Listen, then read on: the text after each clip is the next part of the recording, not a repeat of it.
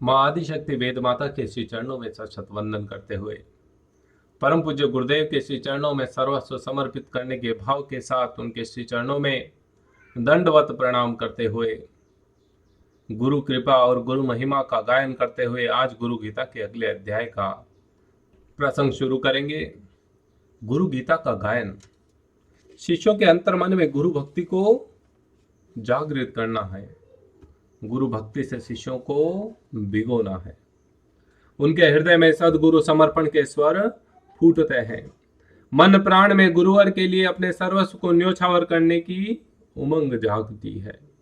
अंतर चेतना में सदगुरु की चेतना झलकने और छलकने लगती है। जिन्होंने भी गुरु गीता की अनुभूति पाई है, सभी का यही मत है। साधनाएं अनेक है, मत और पथ भी अनगिनत है, पर गुरु भक्तों के लिए यही एक मंत्र है, अपने गुरुदेव का नाम। उनका एक ही कर्म है, अपने गुरुदेव की सेवा। उनमें सदा एक ही भाव विद्यमान रहता है, गुरुदेव के प्रति समर्पण का भाव। जिंदगी के सारे रिश्ते नाते सभी संबंध गुरुदेव में ही उन्हें दिखने लगते हैं। उनके सिवा त्रिभुवन में न कोई सत्य है और न कोई तथ्य है। प्रिय सज्जनों, पिछले भाग में हमने जाना कि दुख देने वाले, रोग उत्पन्न करने वाले प्राणायाम का भला क्या प्रयोजन। अरे गुरुवर की चेतना के अंतःकरण में उदय होने मात्र से बलवान वायु तत्क्षण स्वयं प्रशमित हो जाती है। ऐसे गुरुदेव की निरंतर सेवा करनी चाहिए, क्योंकि इससे सहज ही आत्मलाभ प्राप्त हो जाता है। अपने गुरुदेव के स्वरूप का थोड़ा सा चिंतन भी शिव चिंतन के समान बताया गया है। अपने गुरुदेव का थोड़ा सा नाम का कीर्तन भी शिव कीर्तन के बराबर बताया गया है। सदगुरु का स्मरण और उन्हीं के लिए समर्पण शिष्यों के जीवन का सार बताया गया। ये सरल किंतु समर्थ साधना से उन्हें सब कुछ अनायास ही प्राप्त हो जाता है।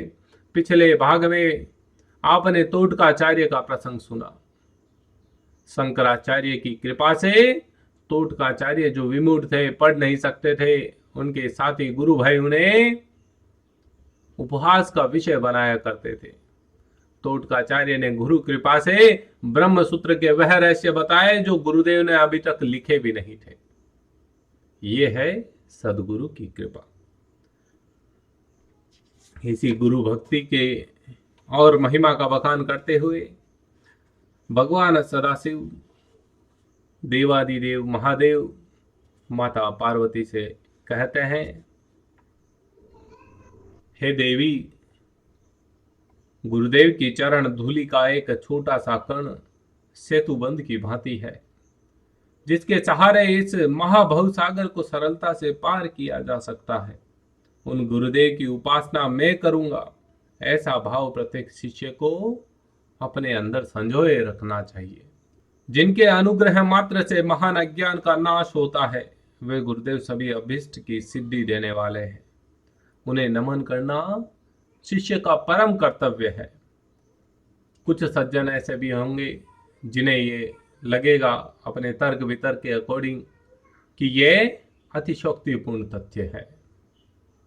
गुरु गीता में लिखे हुए मंत्र गुरु की महिमा का वखान करते हैं, लेकिन अतिशोक्तिपूर्ण है।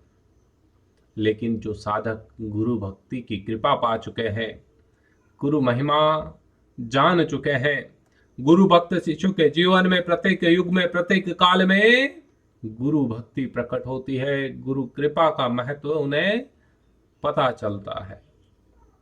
प्रत्येक समय में शिष्यों ने गुरु कृपा को अपने अंदर फलित होते हुए महसूस किया है।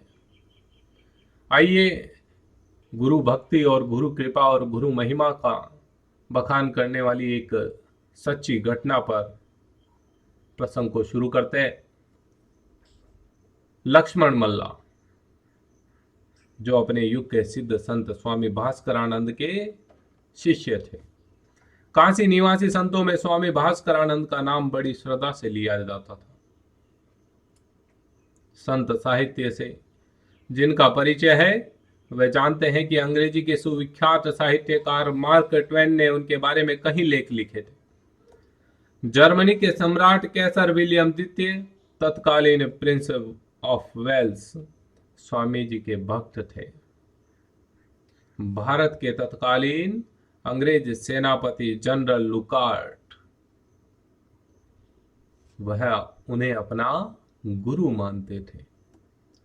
इन सब विशिष्ट महानुभावों के बीच एक और भी व्यक्ति था। कौन? लक्ष्मण मल्ला, जो न तो पढ़ा लिखा था, न ही उसमें कोई विशेष योग्यता थी, लेकिन उसका हृदय सदा ही अपने गुरुदेव के प्रति विहल रहा करता था। गुरुदेव का नाम जप किया करता था।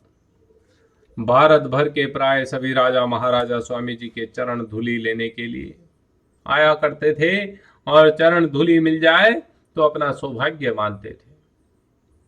स्वयं मार्क ट्वेन ने उनके बारे में अपनी पुस्तक में लिखा, भारत का ताजमहल अवश्य ही एक विस्मयजनक वस्तु है, जिसका महनीय दृश्य मनुष्य को आनंद से अभिभूत कर देता है, नूतन चेतना से उद्बुद्ध कर देता है। किंतु स्वामी जी के समान महान व विस्मयकारी जीवंत वस्तु के साथ उसकी क्या तुलना हो सकती है?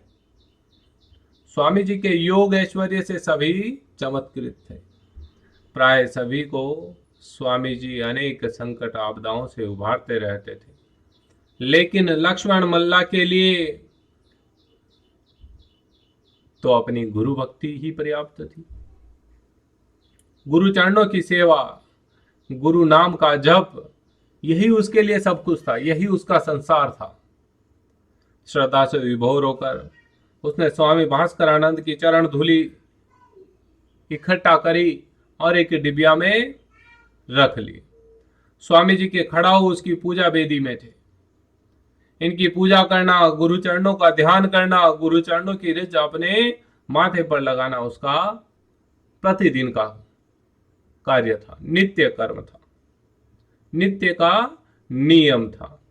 इसके अलावा उसे और किसी प्रकार की योग विधि नहीं आती थी, और किसी प्रकार की स्तुति नहीं आती थी, और किसी प्रकार का तप उसने नहीं किया। कठिन आसन, प्राणायाम कैसे होते हैं उसे पता भी नहीं था। मुद्राएं, बंद के बारे में तो बिल्कुल अनजान सा था कि ये भी कैसे लगाई जाती है, कैसे होती है, इससे क्या फायदा होता है, लाभ होता है, कुछ भी नहीं पता। कोई मंत्र नहीं आता, कोई ज्ञान नहीं, बिल्कुल विमूढ़। अपने गुरुदेव का नाम ही उसके लिए महामंत्र था। इसी का वह जाप करता था और यदा कदा कभी गुरुदेव के नाम का कीर्तन कर लिया करता था।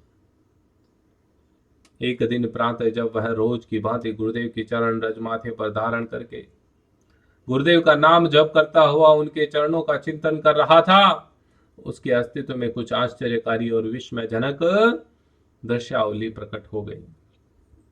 उसने अनुभव किया कि दोनों बाहों के बीच में गोल आकार का श्वेत प्रकाश बहुत ही सघन हो गया। यूं तो यह प्रकाश पहले भी कभी कभी झलकता था, पर आज संपूर्ण साधना विधि में भी यह प्रकाश बना रहा। पर आज उसकी सघनता बहुत ज्यादा थी। उसका आश्चर्य और भी ज्यादा हो गया जब उसने देखा कि गोल आकार के श्वेत प्रकाश में एक हल्का सा विस्फोट सा हो गया और उसमें श्वेत कमल की दो पंखुड़ियां खुल रही है। गुरु नाम की धुन के साथ ही ये दोनों श्वेत पंखुड़ियां खुल गई। उसके अंदर से प्रकाश की सघन रेखा उभरी। इसी के पश्चात उसे अनायास ही अपने आश्रम में स्वामी भास्करानंद ध्यानस्थ बैठे हुए दिखाई दिए। योग विद्या से अनभिज्ञ लक्ष्मण मल्ला को यह सब अचरज लगा कि ऐसा कैसे हो सकता है, ये क्या हो गया। दिन में जब वह अपने गुरुदेव को प्रणाम करने गया तो उसने सुबह की सारी कथा अपने गुरुदेव को सुना दी। लक्ष्मण की सारी बातें सुनकर स्वामी जी मुस्कुराए और बोले, बेटा इसे आज्ञा चक्र का जागरण कहते हैं। जब से तुम जब भी बाहों के बीच में मन को एकाग्र करके जिस किसी स्थान, वस्तु, व्यक्ति का संकल्प करोगे वही तुम्हें दिखने लगेगा। स्वामी जी के इस कथन के उत्तर में लक्ष्मण मल्ला ने कहा, हे गुरुदेव, मैं तो सदा सदा आपको ही देखते रहना चाहता हूं। मुझे तो इतना मालूम है कि मैं आपके चरणों की धूलि को अपनी बाहों के बीच में लगाया करता था। ये जो कुछ भी है आपकी चरण धूलि का चमत्कार है। अब तो ये नई बात जानकर मेरा विश्वास हो गया कि गुरु चरणों की धूलि से शिष्य आसानी से भवसागर पार कर सकता है। एक तुम्ही आधार सद्गुरु, एक तुम्ही आधार, बीच भंवर में अटकी नैया, ना कोई खेवन हार, एक तुम्ही आधार सद्गुरु, एक तुम्ही आधार। प्रिय सज्जनों, जिस प्रकार से लक्ष्मण मल्ला को अपने गुरु की चरण धूलि लगाने से गुरु कृपा का एहसास हुआ, ठीक उसी प्रकार से गुरु भक्तों की भी अनुभूति इसी प्रकार है। जरूरत क्या है?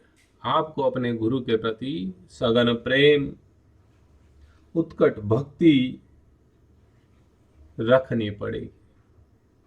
असंभव को संभव करने वाली गुरुवर की चेतना है। गुरुवर की चेतना की महिमा का बखान करना असंभव है। कबीरदास जी महाराज कहते हैं कि गुरुदेव की महिमा कोई भी व्यक्ति ना तो बखान कर सकता है ना लिख सकता है। गुरुदेव की महिमा अनंत अपरम पार है। यदि आप भी गुरुदेव की महिमा, गुरु कृपा प्राप्त करना चाहते हैं, अपने आप को सर्वस्व गुरुदेव को समर्पित कर दीजिए। मेरा सुख भी आपका, दुख भी आपका, मैं भी आपका, इस भाव के साथ गुरुदेव को समर्पित कर दीजिए। फिर देखिए जीवन में क्या चमत्कार होते हैं, कैसे गुरु कृपा का आपको अनुभव होता है, एहसास होता है। आपको लगेगा कि वाकई गुरुदेव की कृपा बरस रही है। अंत में अपनी वाणी को विराम देते हुए आप सभी से विनम्र निवेदन करता हूं, परम पूज्य गुरुदेव का स्मरण करिए और नीचे कमेंट बॉक्स में जय श्री राम अवश्य लिखें।